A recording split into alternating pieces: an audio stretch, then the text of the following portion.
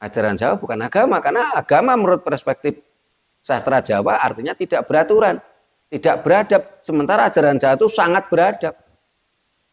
Tingkatannya tinggi karena tingkat kesadaran, tanpa perlu perintah, larangan, ancaman, dan iming-iming. Sementara agama-agama lain, bahkan agama yang saat ini diakui oleh pemerintah Republik Indonesia, ini semuanya masih bersifat apa? Belum tingkat kesadaran. Rata-rata mereka masih berkutat tentang adanya apa? Tentang adanya perintah, larangan, iming-iming, dan ancaman.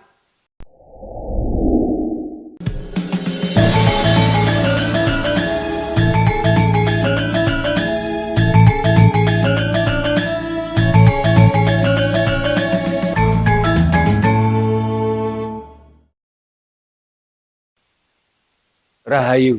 Rahayu. Para pemirsa Raket Prasojo TV channel yang kami hormati, kita berjumpa kembali dalam kegiatan Yayasan Raket Prasojo, Lembaga Pengkajian, Pelestarian, dan Pengembangan Budaya Nusantara. Nah, para pemirsa, beberapa waktu yang lalu kita sudah membahas bangsa ini benar-benar terjadi penurunan harkat dan martabat, kehilangan jati dirinya, kehilangan harga dirinya. Sehingga akhirnya kita merasa bangsa yang inferior, bangsa yang rendah diri. Ketika kita berhadapan dengan bangsa lain.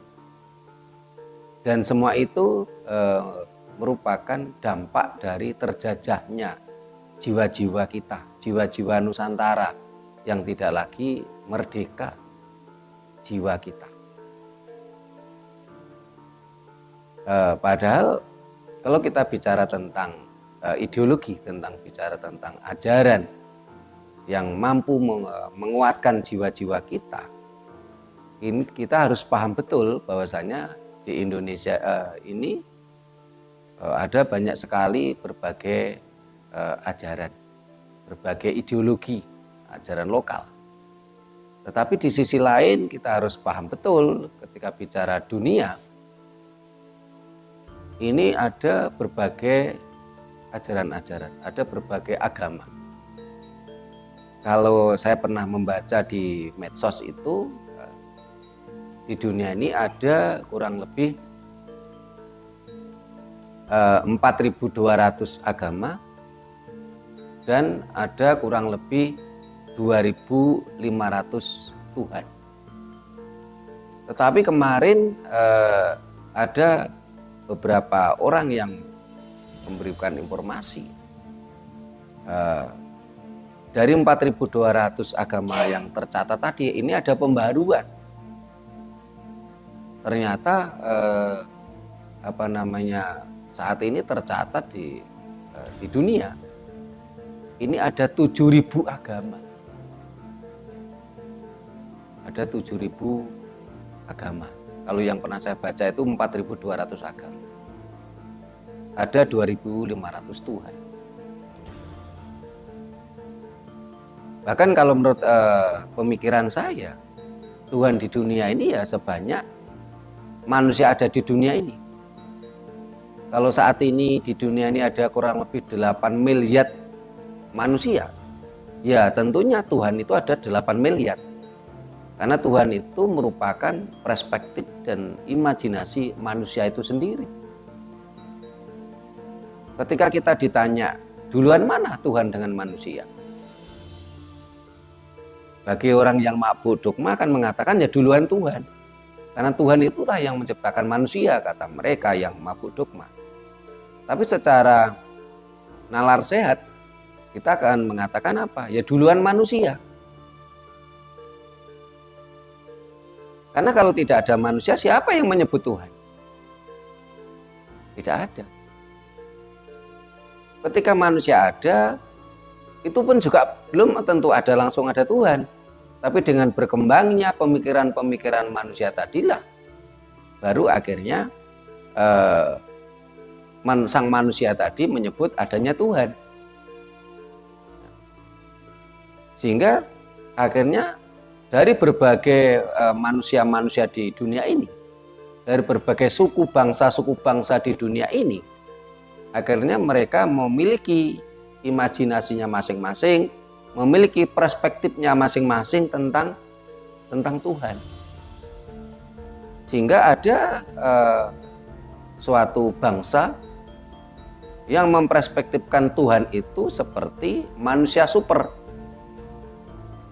Dan anehnya itu saat ini menghinggapi mayoritas pemikiran bangsa Indonesia. Padahal bangsa Indonesia sendiri sudah memiliki perspektif dan imajinasinya tentang Tuhannya sendiri. Ya kalau kita memakai nalar sehat jauh lebih komprehensif pemikirannya. Karena menurut perspektif ajaran-ajaran Jawa, Tuhan itu tidak diperspektifkan seperti manusia super.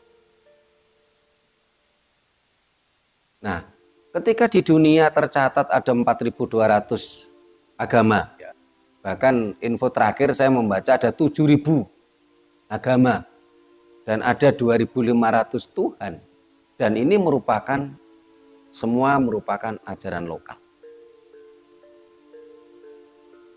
Termasuk 6 agama yang saat ini diakui oleh pemerintah Republik Indonesia.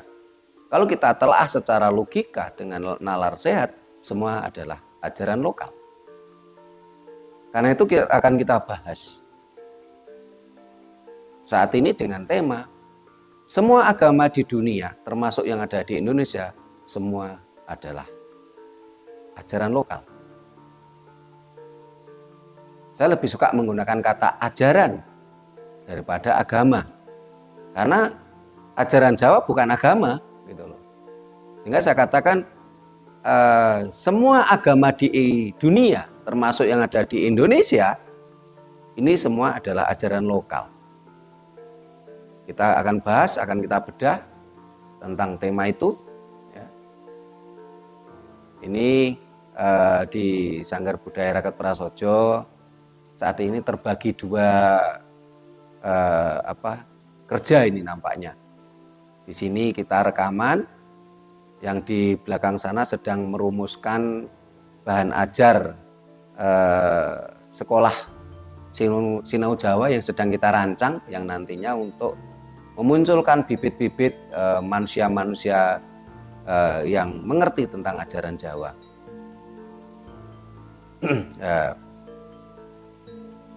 Yang sana biar diskusi sendiri tentang merumuskan bahan ajarnya, kita akan berdialog, akan membahas tentang seluruh agama di dunia, termasuk yang ada di Indonesia. Ini adalah ajaran lokal.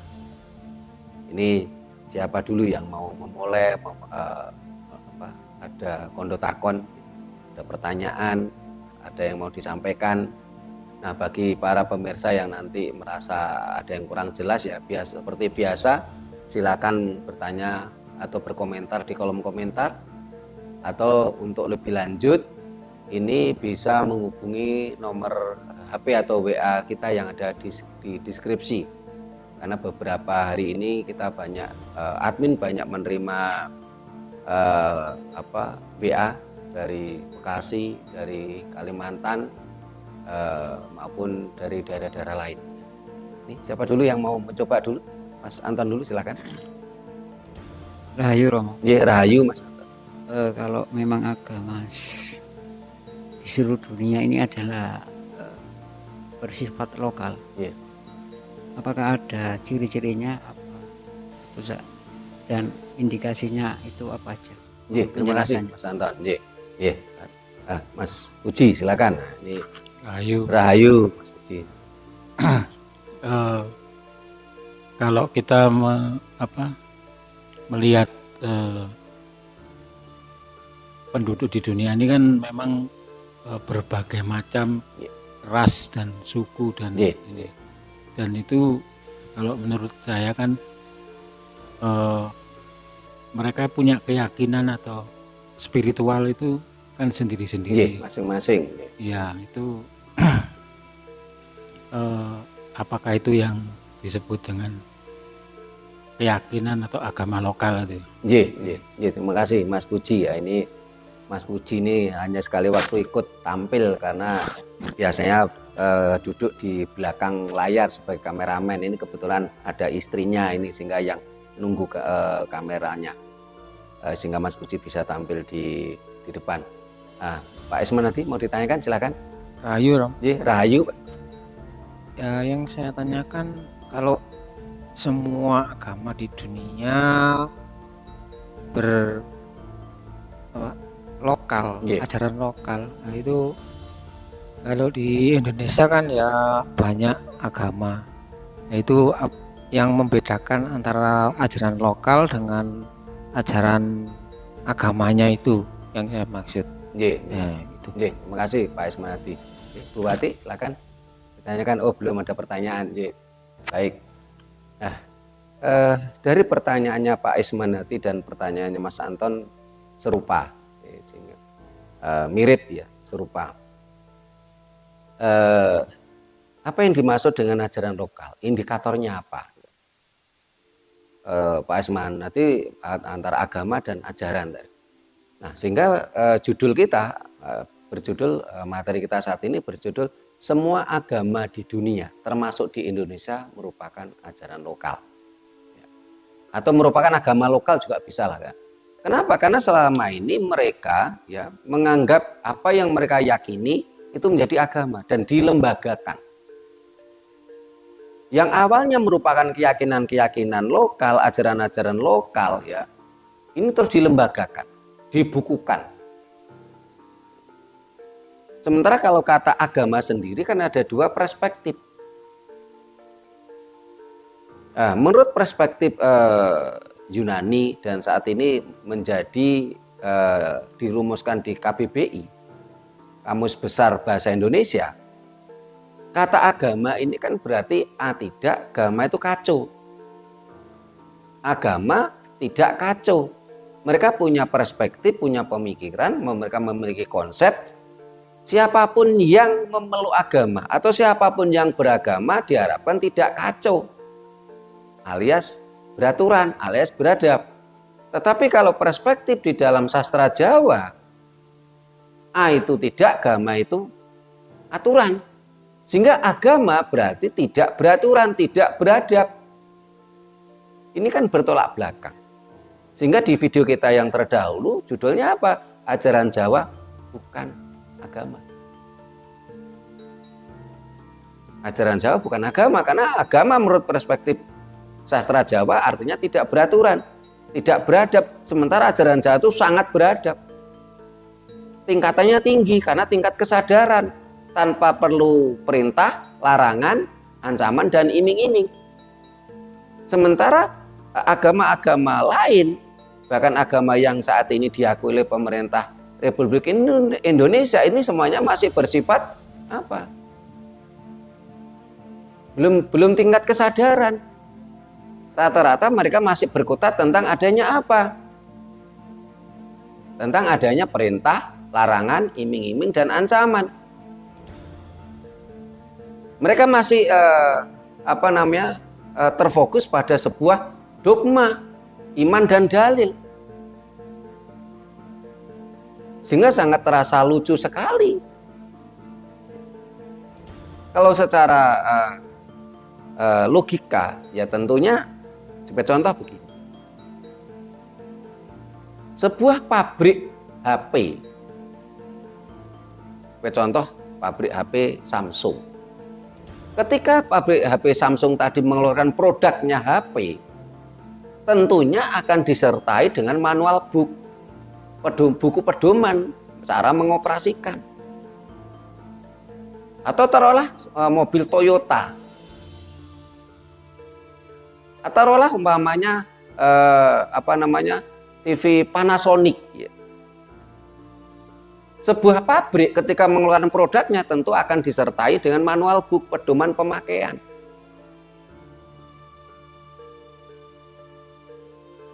Bahkan kalau produknya keluar tanpa manual book, mereka biasanya ditunda untuk launchingnya. Nah ini tidak gitu loh. Manusia secara faktual, manusia ini ada jauh ribuan tahun sebelum Masehi. Di tanah Jawa ini aja tercatat Javaensis, ya, manusia Jawa. Entah itu Javaensis, entah itu Wajaensis, ya. Ini tercatat usianya ratusan ribu tahun yang lalu. Entah itu yang ditemukan di Wajaensis Tulungagung, entah itu yang Javaensis yang ada di Ngawi Purba, entah itu yang ada di Sangiran, dekatnya rumahnya orang tua saya. Ini tercatat fosil-fosil manusia purba, fosil-fosil manusia Jawa kuno, ini sudah ratusan ribu tahun yang lalu. Tahu-tahu ada sekelompok bangsa yang peradabannya jauh di bawah kita, dia teriak-teriak. Katanya dia, ini loh buku ciptaan Tuhan, baru abad ke berapa? Mungkin ya aneh gitu. Manusia sudah ada ratusan ribu tahun yang silam, sementara mereka baru teriak-teriak, ini loh manual book dari Tuhan, buku pedoman untuk manusia dari Tuhan. Ini kan nggak masuk akal gitu loh. Sementara mereka peradabannya malah peradaban yang bisa dikatakan primitif kalau dibandingkan dengan peradaban kita. Bahkan dalam berbagai catatan, abad ke-7 leluhur kita sudah mampu membuat peradaban hebat. Ada Prambanan, ada Borobudur, ya. Sebelum Masehi leluhur kita sudah mengenal kain. Dalam cerita tentang Aji Saka dengan udengnya itu tahun berapa? Bahkan tahun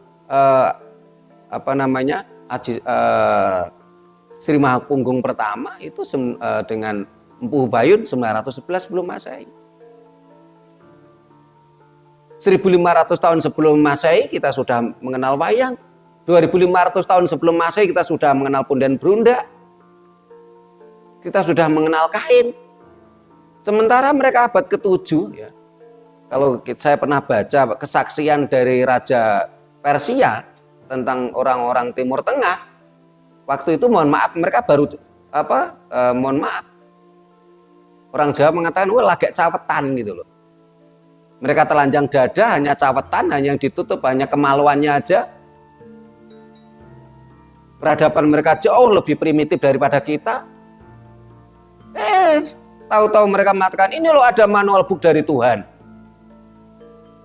Katanya inilah buku pedoman untuk manusia dari Tuhan. Nah ini kan aneh gitu loh. Kenal peradaban baru kemarin sore udah teriak-teriak seperti itu. Tapi kita harus akui mereka hebat, mereka pinter, mereka cerdas. Memasukkan dogma-dogma tadi sampai memabukkan bangsa ini. Gobloknya bangsa kita, bodohnya bangsa kita. Kenapa mau dibodohi? Kenapa mau dibohongi? Tanpa berpikir nalar sehat. Bahkan ketika saya diskusi dengan tokoh-tokoh yang mabuk dogma tadi, saya sampaikan dengan nalar sehat, mereka mengatakan apa? Lo nggak begitu Pak Sutrimo, cara memahami agama itu nggak pakai nggak dinalar seperti itu. Ya saya supaya tidak terjadi konflik saudara, saya nggak membantah, cuman di hati saya teriak, loh berarti agama Anda tidak untuk orang yang berakal, berarti agama Anda bukan untuk orang yang berpikir, harus diimani dengan iman buta, dasarnya cuman dalil, iman dan dalil.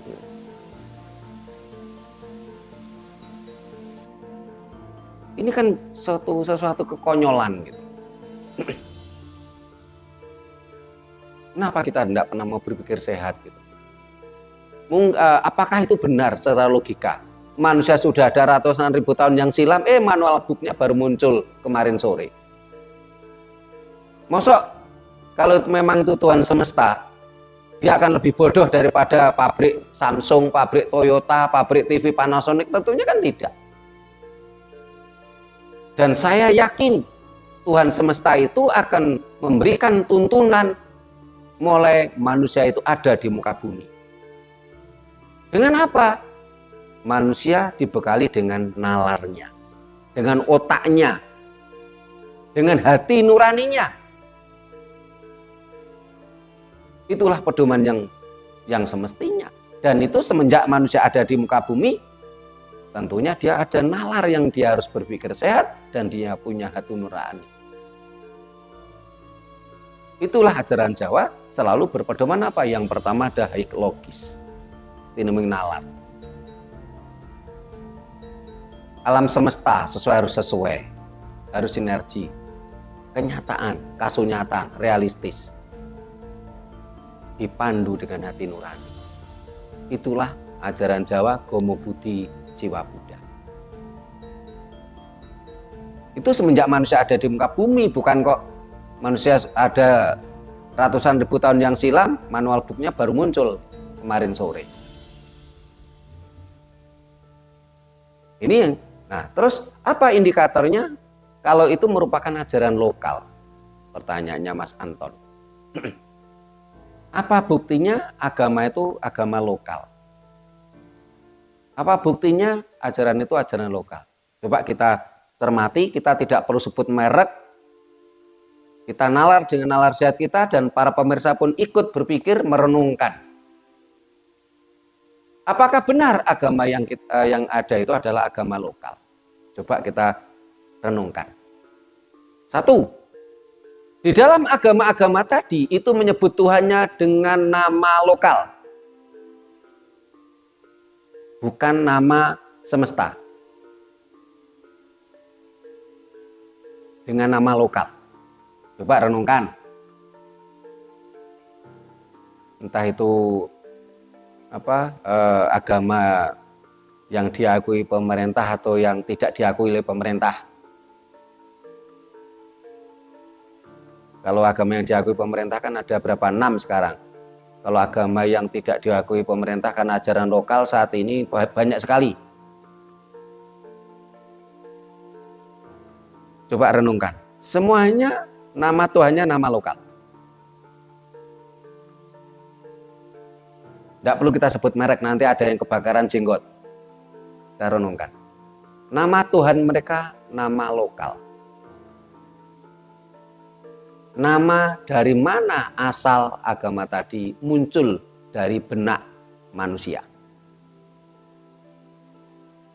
Kalau ajaran tadi muncul dari benak manusia orang Batak, ya tentu nama Tuhannya ya dengan bahasa Batak.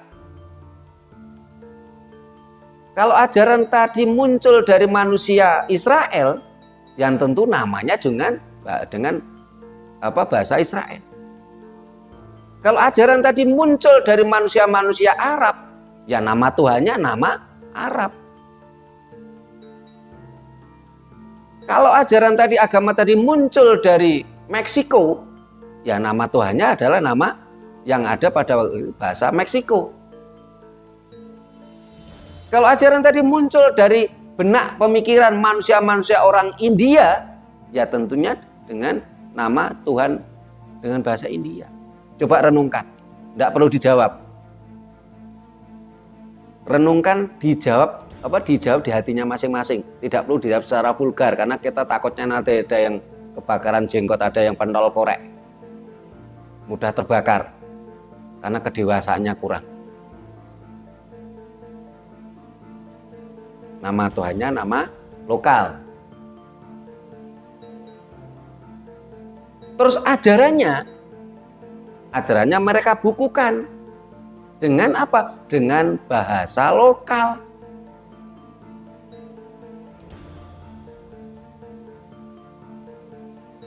Entah itu dengan bahasa Arab, entah itu dengan bahasa Israel, ya, entah itu dengan bahasa India, ya, dengan bahasa lokal.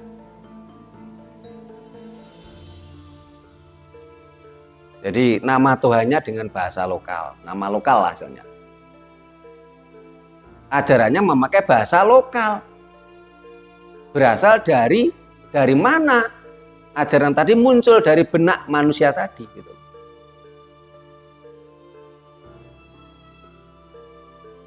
Terus ritus-ritusnya merupakan budaya lokal. Dari mana ajaran tadi muncul dari benak manusia. Kita harus akui kok agama-agama tadi muncul dari benak manusia. Dari perspektif manusia, dari imajinasi manusia. Karena tidak mungkin Tuhan itu menampakkan dirinya dan berteriak-teriak, saya inilah Tuhan, sembahlah aku. Tidak mungkin Tuhan akan seperti itu. Kalau ada yang berteriak seperti itu, malah dia bukan Tuhan. Ritusnya memakai ritus budaya lokal, dari mana ajaran tadi muncul di benak manusia tadi.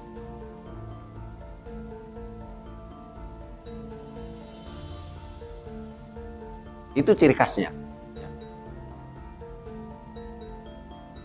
Berarti apa? Kalau kita mau jujur, tidak ada agama semesta. Tidak ada Tuhan semesta. Kenapa? Karena tidak ada. Kalau kita bicara tentang agama semesta, tentunya apa? Nama Tuhannya Tuhan semesta. Tidak memakai bahasa lokal. Berarti apa? Semesta itu kan bahasanya bahasa alam.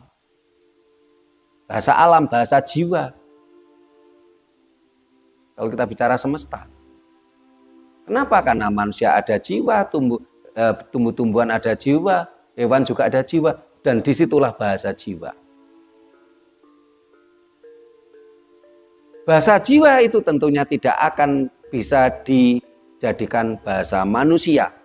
Kalau dijadikan bahasa manusia akan menjadi ya bahasa manusia dan menjadi bahasa lokal. Sebagai contoh begini, ini contoh saja. Karena saya itu sering ritual ke gua, ke gunung, ke petilasan, ke punden, ya. Bahkan saya sudah keliling Nusantara. Setiap saya ini ke punden, ke gunung, ke ritual-ritual tadi, ini ketika saya meditasi, saya akan bersentuhan dengan energi-energi alam di tempat saya meditasi tadi. Dan ini kita harus lakukan keliling kemana-mana. Walaupun ada kalanya ada orang yang sok-sokan. Pernah ini saya dulu mengajak teman ya, teman Facebook waktu itu, saya ajak ritual ke, sebagai contoh saya menyebut aja mamanya ke Cilacap gitu ya. Orang ini begitu arogannya mengatakan, silakan Pak Sutirmo berangkat ke sana. Nanti saya ngikuti sukma saya sampai sana. Ini kan bentuk-bentuk arogansi.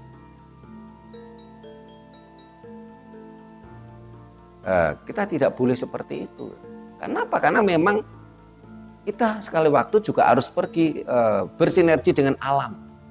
Kita mendatangi berbagai situasi dan kondisi alam masing-masing. Karena di setiap tempat memiliki energi yang berbeda. Berkarakter berbeda. Di situ tentunya kita akan bersinergi dengan alam. Nah, ketika saya bersinergi dengan alam, terus saya telah mendapatkan petunjuk. Ya, petunjuk itu tentunya hanya untuk saya. Nah, ketika saya ucapkan kan menjadi bahasa saya.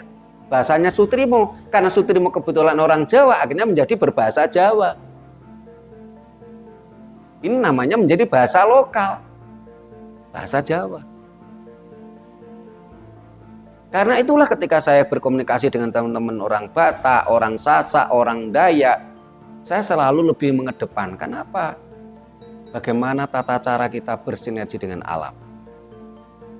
Bukan soal bahasanya, walaupun mereka sudah percaya betul kepada saya sampai mereka mengatakan, tidak apa-apa Pak Sutirmo, saya diajari bahasa Jawa, berdoa dengan bahasa Jawa. Nah, terus kalau itu yang saya lakukan, otomatis apa? Terjadi penjajahan baru. Oh, berdoa paling abdol harus pakai bahasa Jawa. Semua seluruh dunia harus belajar bahasa Jawa karena Tuhan itu hanya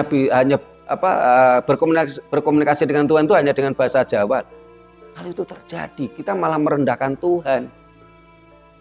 Tuhan kok goblok cuman ngerti bahasa Jawa saja. Sampai bangsa Indonesia itu harus mengeluarkan ratusan triliun untuk memberdayakan, untuk mempelajari bahasa lokal dari Timur Tengah. Apakah Tuhan begitu rendahnya? Apakah Tuhan begitu bodohnya hanya ngerti satu bahasa saja? Itu bukan Tuhan semesta. Pinter mereka, bodohnya bangsa ini. Karena sampai detik ini belum sadar.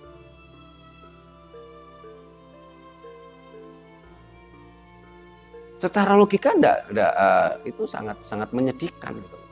Belum lagi kalau kita berpikir loh, kalau Tuhan ngertinya cuma bahasa Jawa, Tuhan ngertinya cuma bahasa Arab, itu sudah merendahkan Tuhan. Tuhan kok bodoh banget ya, Tuhan kok goblok banget cuma ngerti satu bahasa. Kalau kita terus berlanjut berpikir, iya seperti kita yang tidak tunarungu, tidak tunawicara, kita bisa belajar bahasa Jawa, bisa belajar bahasa Arab. Tapi bagaimana yang tunarungu? Bagaimana yang tunawicara? Apakah mereka tidak boleh berdoa? Apakah mereka tidak boleh bersembahyang pada Tuhan? Kalau Tuhan di dogma hanya ngerti satu bahasa saja. Kalau kita bicara ajaran semesta, tentunya sesuatu yang bersifat semesta. Bahasanya bahasa semesta, bahasa jiwa. Bukan bahasa manusia, bukan bahasa lokal.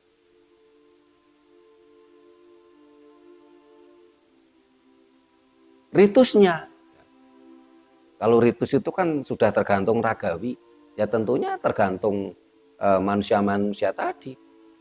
Seperti yang tadi disampaikan oleh Mas Puji. Di seluruh dunia ini kan ada sekian ribu suku bangsa. Ada sekian ribu bangsa di dunia ini. Dan setiap bangsa ya terdiri dari manusia-manusia.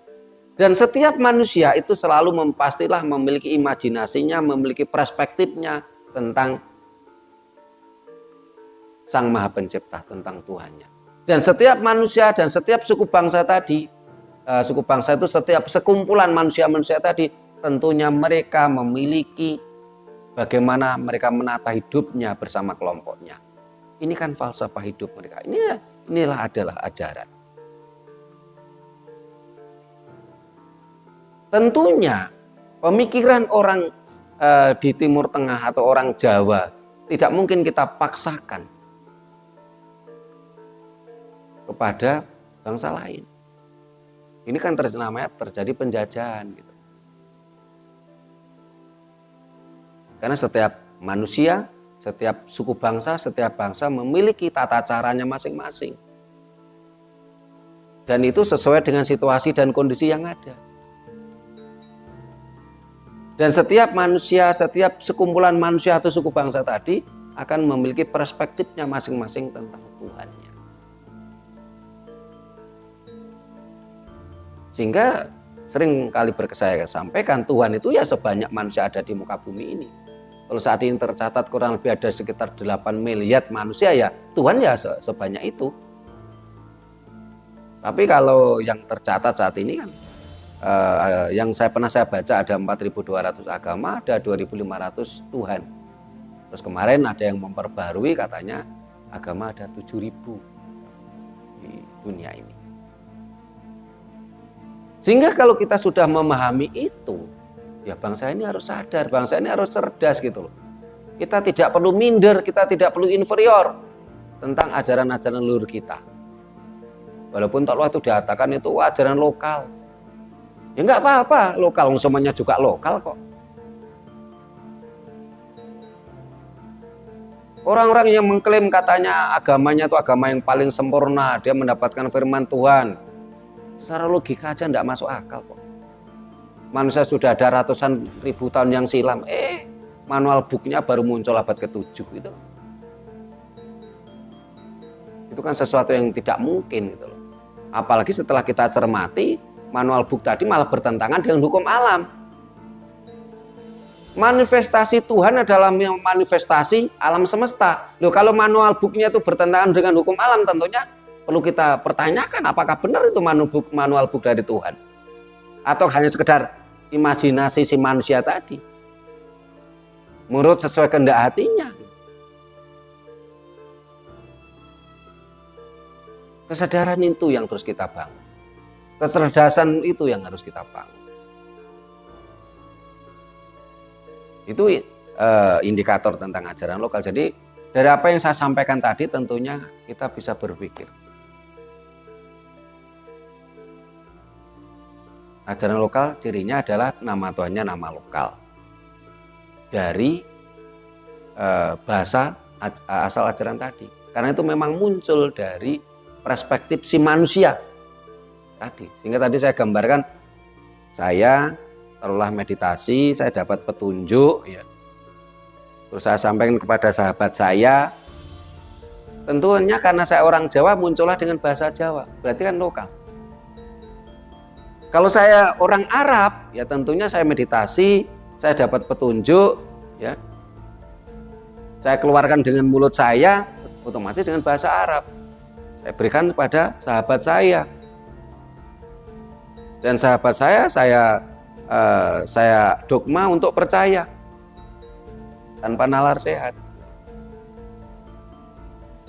Pada waktu itu teknologi belum secanggih sekarang, sehingga sahabat-sahabat tadi akhirnya kan semuanya nurut gitu. Coba kalau teknologi secanggih sekarang, akhirnya kan bisa kita temukan, oh ini tidak benar ini kalau dari Pak Sutrimo ini.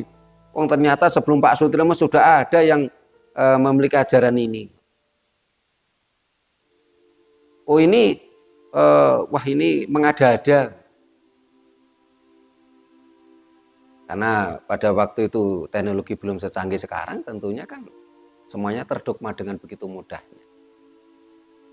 Apalagi ada ancaman kalau orang yang tidak percaya, orang yang tidak seiman itu boleh dibunuh. Otomatis kan orang serba ketakutan. Orang cenderung cari aman, cari hidup gitu. Nah, sehingga dengan saat ini berkembangnya sains dan teknologi yang begitu pesat, ini sebenarnya merupakan peluang emas untuk ajaran Jawa lebih maju, lebih mampu memunculkan. Ya. Kita tidak perlu minder, kita tidak perlu malu ketika orang-orang yang mabuk dogma tadi mencemooh kita, oh itu ajaran lokal. Loh, yang agama yang Anda yakini juga ajaran lokal kok. Buktinya apa? Itu tadi nama Tuhannya nama lokal, bahasa ajarannya memakai bahasa lokal sana, ritus-ritusnya dengan budaya lokal sana. Dan ternyata ritus-ritus yang mereka pakai bukan murni dari pemikiran sang tokohnya. Ternyata sebelum tokoh itu lahir sudah ada ritus-ritus serupa gitu loh. Ternyata mereka cuma jiplak aja, dan anehnya mereka berteriak, oh ini agama yang asli, oh ini buku yang asli, yang dulu palsu. Ini kan lucu sekali. Secara logika itu kan muncul yang pertama itulah yang asli, yang kedua itu malah yang niru gitu loh. Secara logika itu bukan malah yang terakhir yang asli, yang muncul pertama malah palsu, kan aneh. Tidak mungkin akan muncul palsu kalau yang asli tidak ada. Sehingga kita tidak perlu merasa malu kalau kita diklaim sebagai ajaran lokal. Iya, kita ajaran lokal. Sementara agama yang Anda yakini pun juga ajaran lokal, sama-sama lokalnya. Kalau sama-sama lokalnya, kenapa ajaran Anda mau menjajah, menindas bangsa ini? Tapi hebatnya ajaran tadi mampu membuat bangsa ini mabuk dogma, dan akhirnya bangsa ini yang salah adalah kita. Kenapa begitu bodohnya mau dibodohi, mau ditipu? Dan saat ini menjadikan bangsa kita benar-benar bangsa yang inferior, bangsa yang rendah diri. Kita lebih meyakini ya, lebih mempercayai, walaupun kadangkala kepercayaan buta. Dengan adanya budaya-budaya luar, kita lebih bangga dengan budaya Arab, kita lebih bangga dengan budaya Barat, sementara kita tidak bangga dengan budaya kita sendiri. Ini yang menjadikan kita prihatin.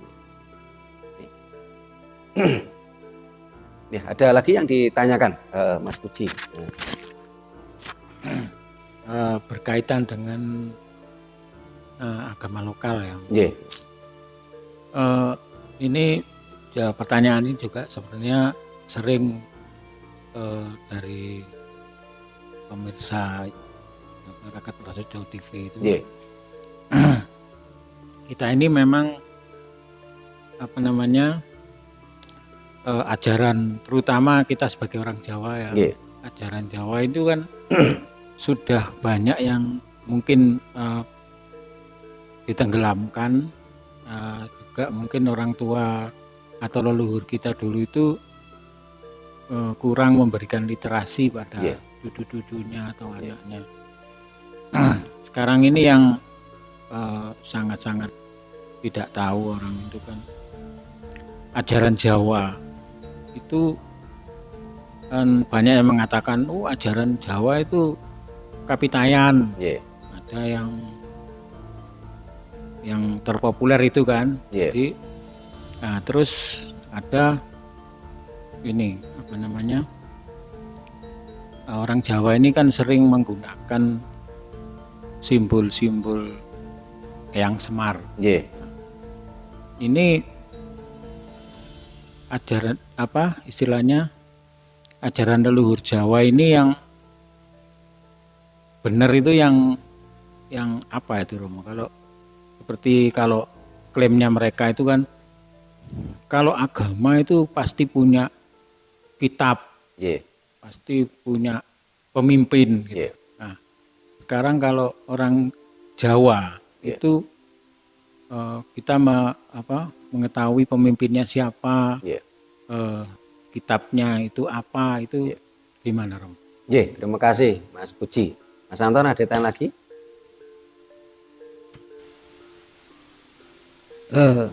Sebelum timbulnya sebuah agama kan ada timbulnya agama kan dari kebudayaan.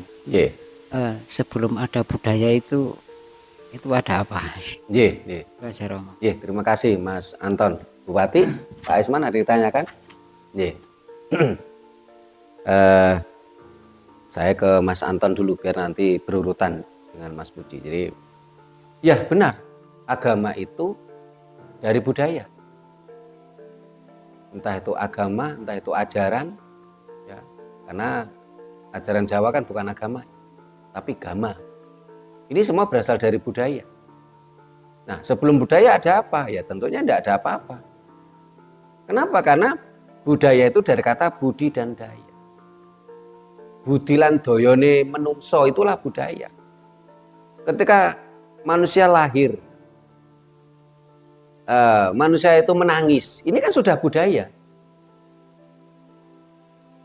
Nah, salah satu bahasa semesta itu kan seperti tangisan, itu semesta. Karena bayi lahir menangis, mulai orang Jawa, orang Batak, orang Arab, orang Eropa, itu kan tangisan bayi kan sama.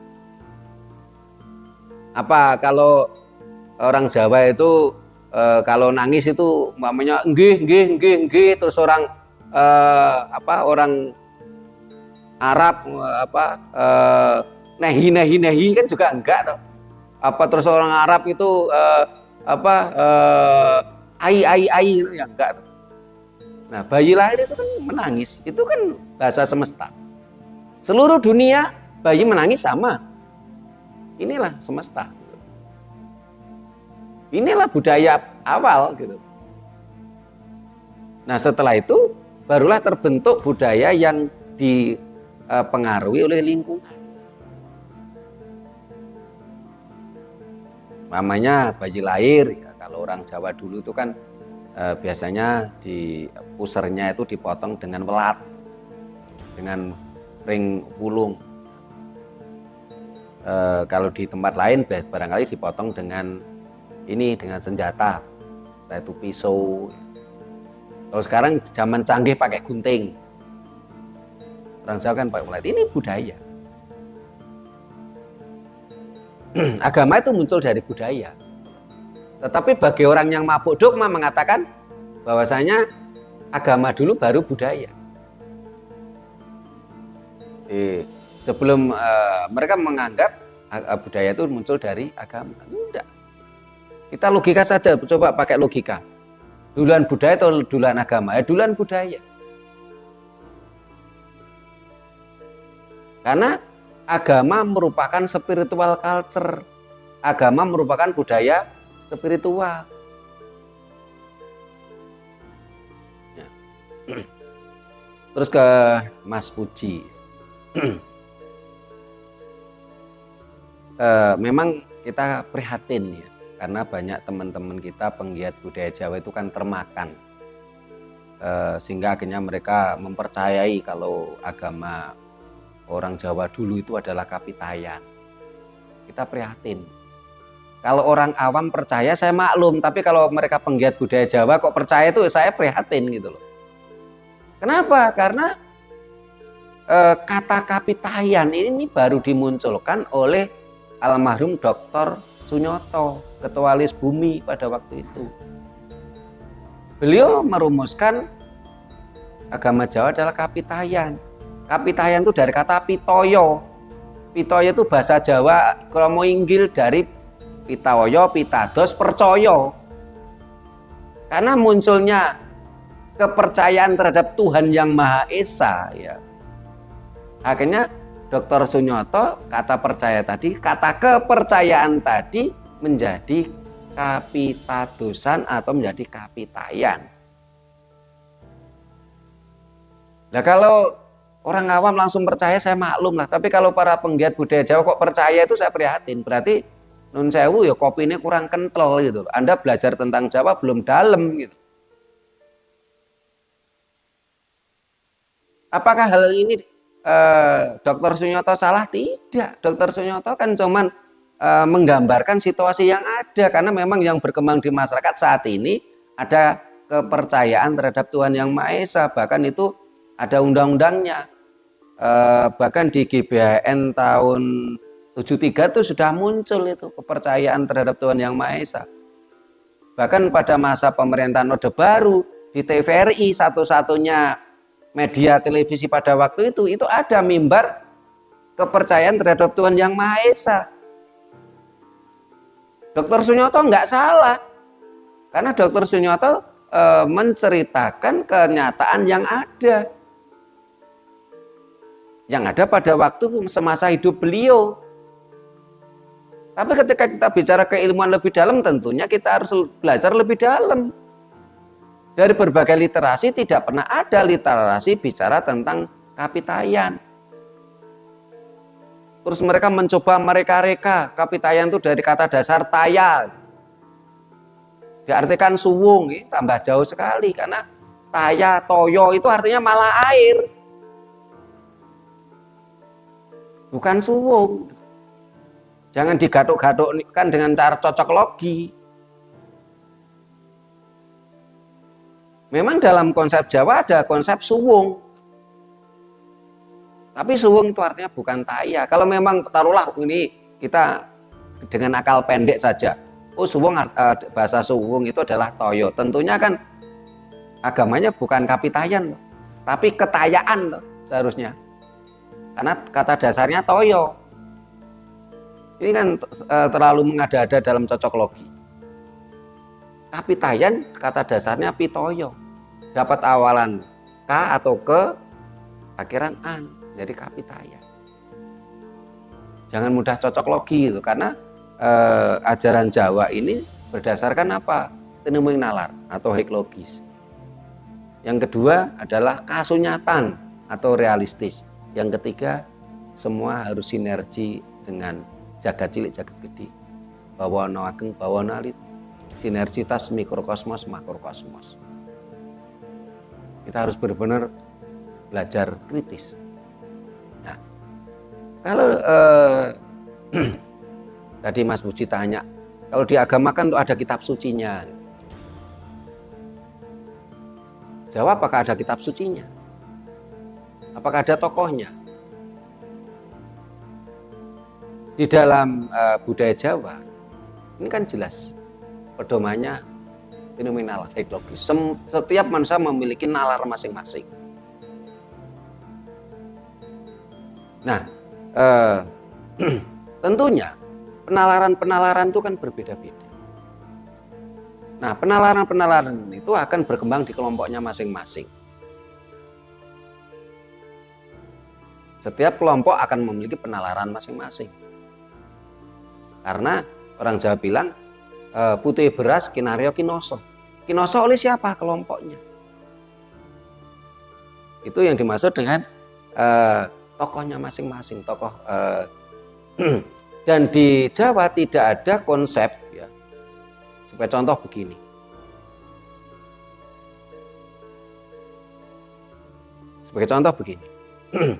Saya memiliki pemikiran. Setelah itu saya sampaikan kepada teman-teman saya.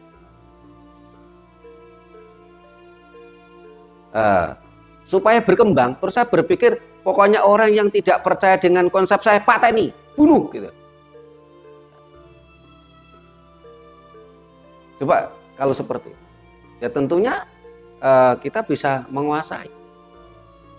Karena kita punya pemikiran, saya punya pemikiran seperti ini. Teman-teman saya semua harus percaya. Setelah itu sebarkan kepada setiap manusia yang tidak percaya, bunuh. Tetapi Jawa tidak mengenal seperti itu, karena konsep Jawa tidak hak dan batil, tidak antagonis protagonis, tidak bicara salah dan benar. Konsep Jawa adalah ruwa bineda. Sesuatu yang berbeda dengan kita belum tentu salah. Karena itulah hukum alam. Sementara para agama-agama yang ada itu rata-rata bertentangan dengan hukum alam. Hukum alam itu kan beragam, tapi mereka mencoba menyeragamkan alam. Kalau menyebut Tuhan harus dengan nama ini. Kalau berkomunikasi dengan Tuhan harus bersembahyang dengan cara begini. Ini kan menyeragamkan alam, ini bertentangan dengan hukum alam. Hukum alam itu beragam. Kenapa mereka malah ingin menyeragamkan?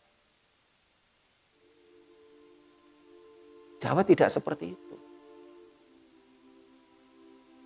Dari para tokoh-tokoh ajaran Jawa itu tidak ada yang berpikiran seperti itu. Berbeda sesuatu yang wajar. Tidak perlu, oh kalau kamu berbeda dengan saya bunuh.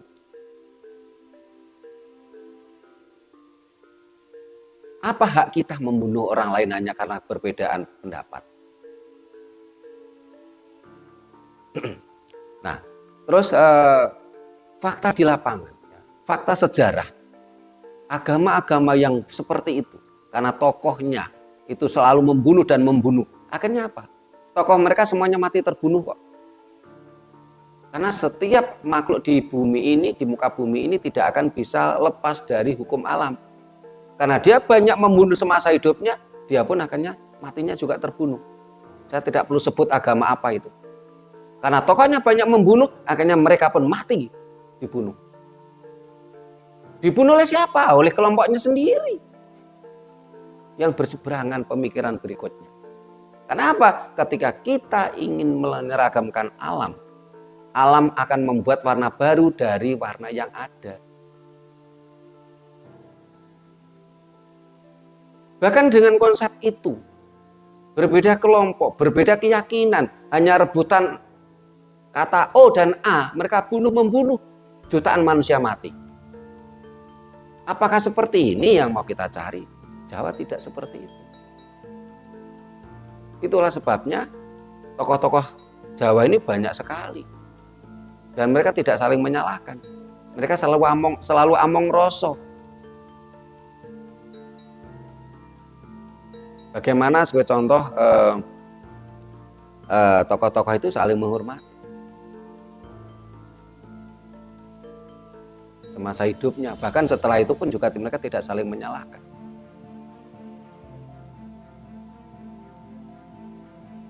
Karena mereka memiliki pemikiran masing-masing. Terus dibukukan.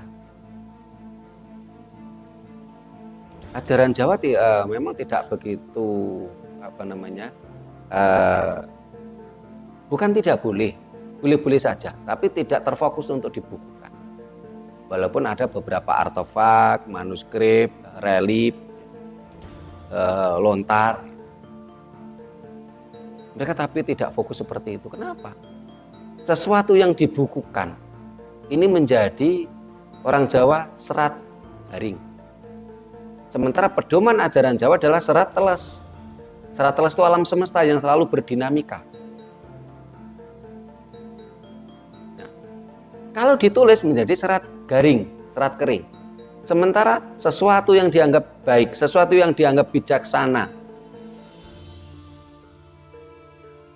1000 tahun yang lalu belum tentu saat ini dianggap bijaksana dan dianggap baik.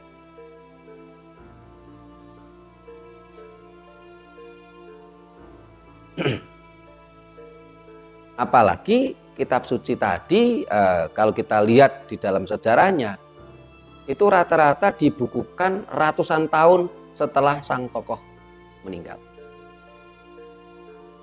Entah itu, saya nggak perlu sebut agama apa, tapi rata-rata ratusan tahun, kurang lebih 300 tahun setelah kematian sang tokoh baru dibukukan.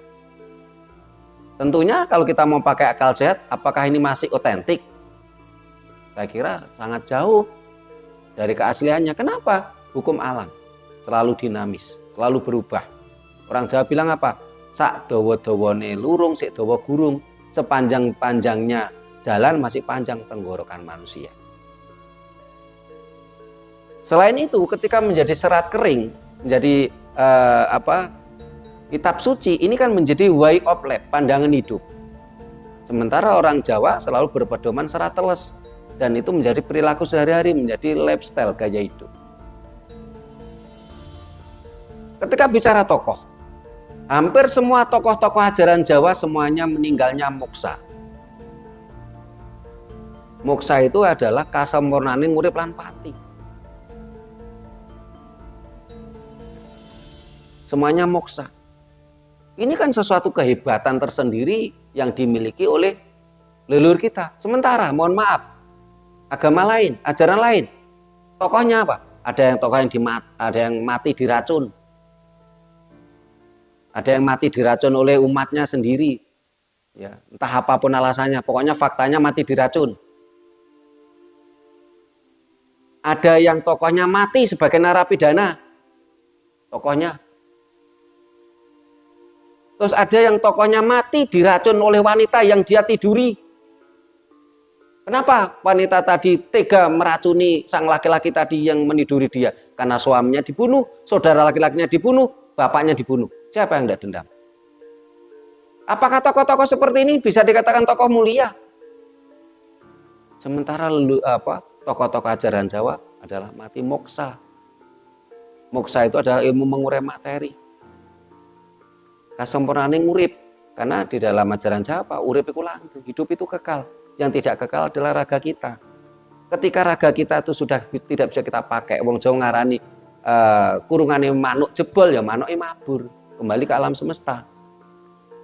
Nah, kalau orang biasa manuke mabur, ya sudah kembali ke alam semesta. Ada kurungane manuk gemletak. Apa jari sing urip? Mbuh diguak, apakah dibuang ke sungai ataukah dikubur.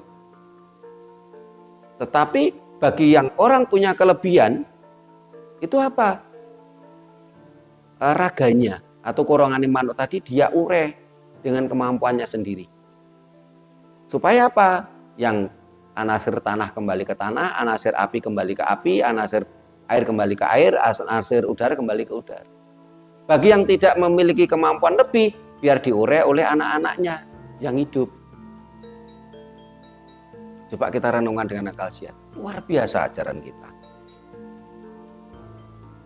Kita punya ajaran yang luar biasa. Leluhur kita, tokoh-tokoh kita luar biasa dengan mati moksa. Loh, kok malah kita memuja-muja yang matinya diracun, matinya menjadi narapidana. Ini fakta. Saya tidak menjelek-jelekan ajaran bangsa lain. Tokoh Semar. Banyak para spiritualis Jawa itu kan mengidolakan tokoh Semar. Sampai ada yang ngaku-ngaku, oh saya ini keturunan Semar, oh saya ini kadulungan Semar, saya ini titisannya Semar. Sederhana saja kalau kita menyikapi orang seperti itu. Siapapun yang mengaku, dia bukanlah yang sebenarnya. Karena sesuatu yang sebenarnya tidak perlu mengaku, dia akan mendapatkan pengakuan alam. Orang yang mengaku polisi belum tentu polisi gitu. Orang yang mengaku dia itu titisan Semar berarti malah bukan titisan Semar. Kalau dia memang benar titisan Semar, dia tidak perlu mengaku-aku, tetapi alam akan memberikan pengakuan dengan sendirinya. Pengakuannya dalam bentuk apa? Dalam bentuk perilakunya, dalam bentuk karakternya, dalam bentuk kualitas spiritualnya. Gitu.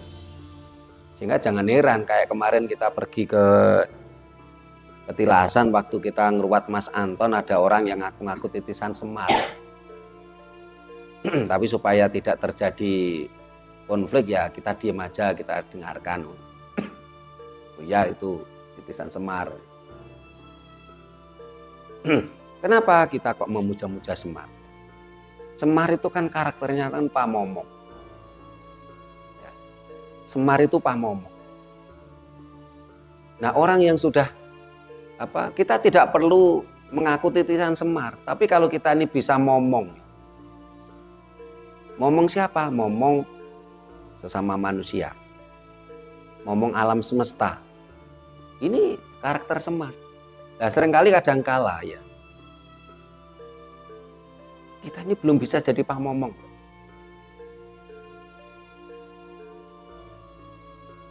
Contoh aja ini sebagai contoh aja yang terjadi kemarin itu, ada yang ngaku titisan Semar.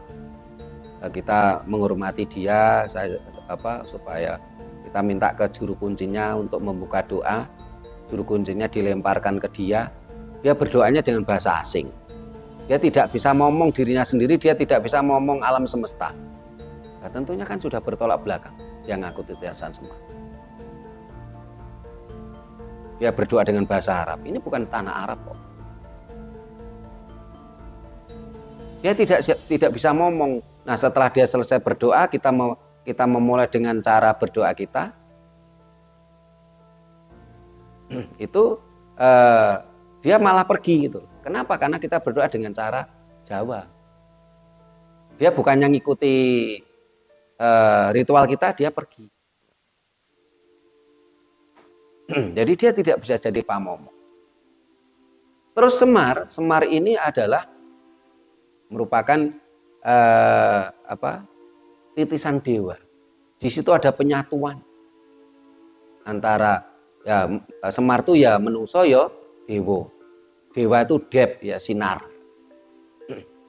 Itu kenapa kok Semar diidolakan? Sehingga selain itu Semar itu kan jelek ya. Tetapi ketika Semar itu benar-benar sudah memunculkan sang jiwa, Semar itu kan menjadi Bathara Ismaya, menjadi cantik, menjadi anggun, menjadi tampan, menjadi ganteng, bagus. Sementara banyak manusia ini ketika dia marah, ini menjadi raksasa, keangkara murkaan.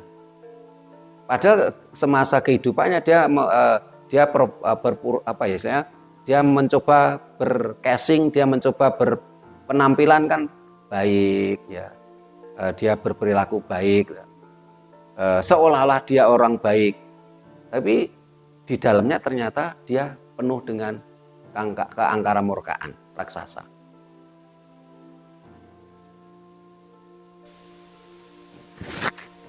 Yeah. Yang jadi pertanyaan itu yang Semar itu sebenarnya simbolis atau ada bentuk wujudnya seperti Eyang Sabdopalon itu kan ada. Yeah. Kalau Eyang Semar itu atau hanya simbol-simbol daripada sifat dan karakter orang Jawa. Oh nggih. Nggih. Terima kasih Mas Puji ya. Ya, kalau yang Sabda Polon itu kan ada ceritanya, bahkan ada keturunannya, bisa kita telusuri. Banyak orang berpendapat yang Sabda Polon itu adalah titisan Semar. Ya. Yang Sabda Polon titisan Semar. Nah, kalau Semar itu sendiri benar-benar sebuah sosok manusia ataukah ini hanya simbolik saja? Ini ada dua pendapat nampaknya. Kalau kita lihat dari silsilah wayang, ini seperti benar-benar ada sosoknya. Tapi ketika kita lihat bahwasanya sastra Jawa ini adalah bentuk perlambang, sasmito, bisa jadi Semar itu adalah simbol. Karena ketika bicara dewa Bathara Ismaya, dewa itu dari bahasa Jawa kuno dep itu sinar Tuhan. Nah, ketika dia menjadi Semar adalah sosok manusia. Nah, ketika manusia tadi berkarakter Ismaya, berkarakter Semar yang pamomong, ya, selalu bertutur baik, ya, dia walaupun orang biasa, dia menjadi orang yang istilahnya berkarakter Ismaya tadi. Bisa jadi Semar adalah simbol yang selalu menitis kepada siapapun. Tetapi kita tidak perlu mengaku-ngaku titisan Semar. Alamlah yang akan memberi pengakuan.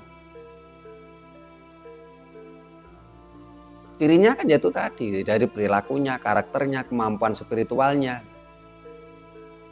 Bahkan ketika dia marah sekalipun, dia menjadi ganteng. Kalau para pemirsa yang hafal cerita wayang, coba lihat aja. Semar ini kalau marah jadi ganteng, karena menjadi menjadi Bathara Ismaya. Tetapi orang yang baik ya, seperti Puntadewa, Arjuna, Kresna, ini kalau marah itu menjadi Brahala Sewu, jadi raksasa besar.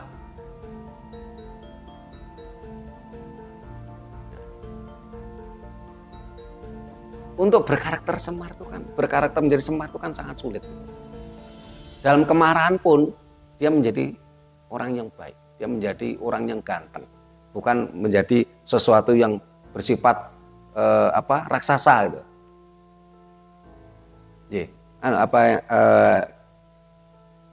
Ada yang mau disampaikan lagi, Mas Puji? Terima kasih Mas Puji, Mas Anton, Pak Isman dan Bu Wati. Ada lagi yang ditanyakan? Nah, para pemirsa yang saya hormati, kita tekankan lagi, di seluruh dunia, agama-agama di seluruh dunia, termasuk yang di Indonesia, termasuk yang diakui oleh pemerintah Indonesia, semua adalah agama lokal.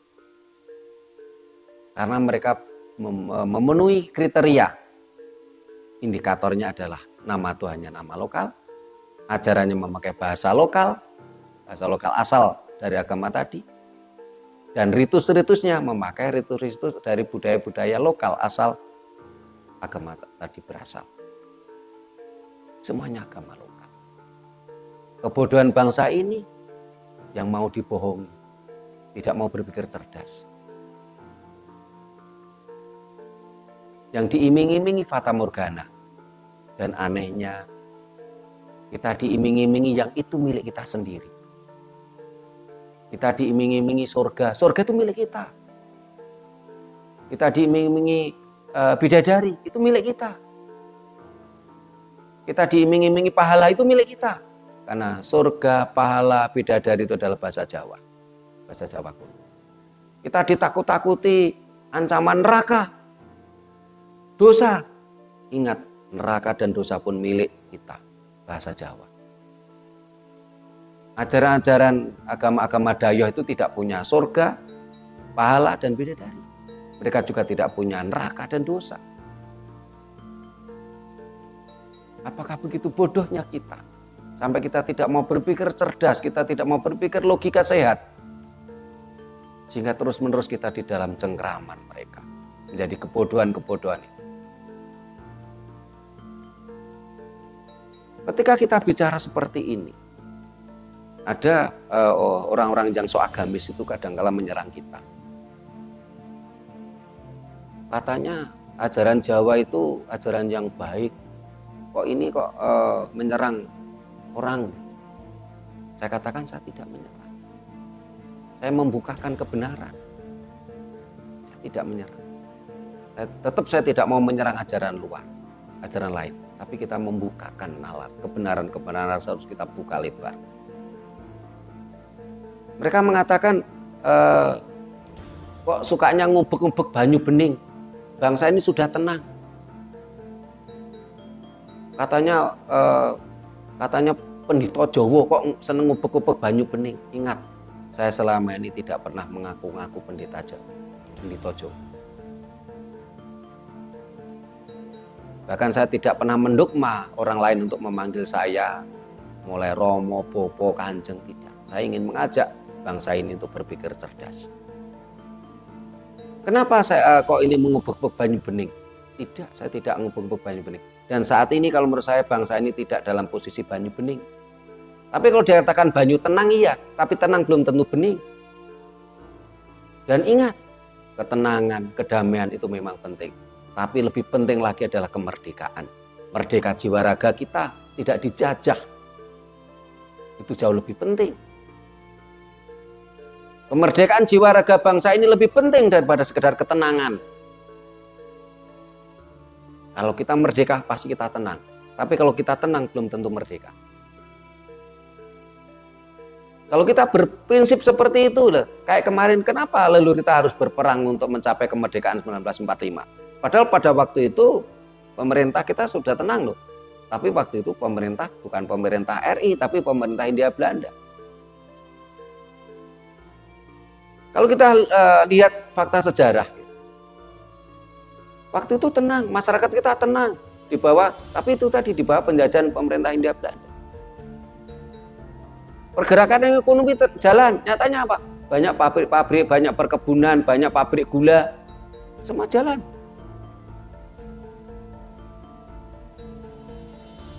Semua jalan, bahkan hukum pun jalan. Ada hukum-hukum Hindia Belanda. Masyarakat tenang pada waktu itu. Tapi kenapa para leluhur kita, para pejuang-pejuang kemerdekaan itu berontak untuk mencapai kemerdekaan? Sehingga saya sangat heran ketika ada orang komentar kok katanya kita ngubek-ubek banyu bening. Tidak. Kita tidak ngubek-ubek banyu bening. Tapi saat ini pun bangsa kita bukan banyu bening, tapi banyu yang tenang, tapi belum bening. Kita perlu kita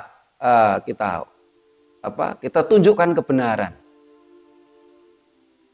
supaya bangsa ini benar-benar akan menemukan kebenaran sejati, bukan kebenaran berversi, dan itu pun versi Dayoh, bukan versi kita. Kita harus cari kebenaran yang sejati, kebenaran leluhur kita, bukan kebenaran berversi, itu pun versi Dayoh. Taruhlah ajaran leluhur kita ini kurang bagus sebagai contoh. Padahal kita mampu menunjukkan ternyata ajaran leluhur kita itu jauh lebih bagus, lebih beradab, lebih maju. Tapi taruhlah kita dianggap ajaran leluhur kita itu tidak bagus. Kalau menurut saya, walaupun tidak bagus, inilah milik leluhur kami. Inilah miliknya leluhur kita. Daripada saya memakai miliknya leluhur orang lain. Toh semuanya sama-sama lokal gitu loh. Sama-sama lokal yang pakai milik kita sendiri gitu.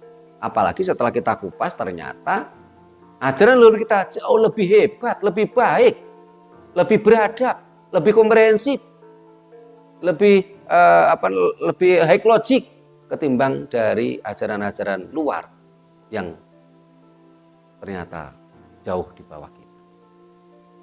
Nah, para pemirsa yang saya hormati, demikian tadi bahasan kita.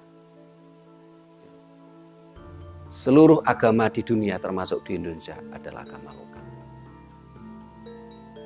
Mudah-mudahan mampu memberikan pencerahan pada kita semua membangkitkan kecerdasan bangsa ini untuk menuju kemerdekaan jiwa raganya bangsa ini.